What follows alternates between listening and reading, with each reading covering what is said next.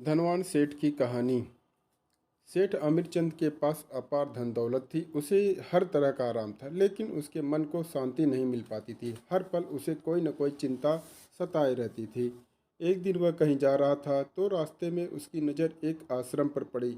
वहाँ उसे किसी साधु के प्रवचनों की आवाज़ सुनाई दी। उस आवाज़ से प्रभावित होकर अमीरचंद आश्रम के अंदर गया और बैठ गया। प्रवचन समाप्त होने पर सभी व्यक्ति अपने अपने घर को चले गए, लेकिन वह वहीं बैठा रहा। उसे देखकर संत बोले, कहो, तुम्हारे मन में क्या जिज्ञासा जो तुम्हें परेशान कर रही है? इस पर अमीरचंद्र बोला, बाबा, मेरे जीवन में शांति नहीं है। सब कुछ है किंतु शांति नहीं है। यह सुनकर संत बोले, घबराओ नहीं, तुम्हारे मन की सारी अशांति अभी दूर हो जाएगी। तुम आंखें बंद करके ध्यान की मुद्रा में बैठो। संत की बात सुनकर जो ही अमीरचंद ध्यान की मुद्रा में बैठा, त्यों ही उसके मन में इधर उधर की बातें घूमने लगी और उसका ध्यान उचट गया। सेठ बोला, चलो जरा आश्रम का एक चक्कर लगाते हैं। इसके बाद वे आश्रम में घूमने लगे। अमीरचंद ने एक सुंदर वृक्ष देखा तथा उसे हाथ से छुआ। हाथ लगाते ही उसके हाथ में एक कांटा चुभ गया और सेठ जी पूरी तरह से चिल्लाने लगे।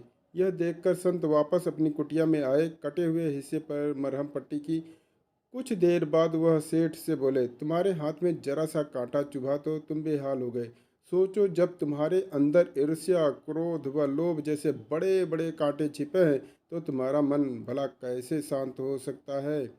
संत जी की बात से सेठ अमीरचंद्र को अपनी गलती का एहसास हो गया। वह संतुष्ट होकर वहां से चला गया। उसके बाद सेठ अमीरचंद ने कभी भी ईर्ष्या, द्वेष या क्रोध नहीं किया और उसको त्याग दिया और वह शांत रहने लगा। इसी कहानी से यह शिक्षा मिलती है कि ईर्ष्या, क्रीड़ा, द्वेष ये सब मनुष्य को परेशान किए रहती हैं, जिससे मनुष्य का मन अशांत रहता है। इसको छोड़े बिना मनुष्य शांत नहीं हो सकता। अतः मन की शांति चाहिए, तो इन बुराइयों से बचे रहें।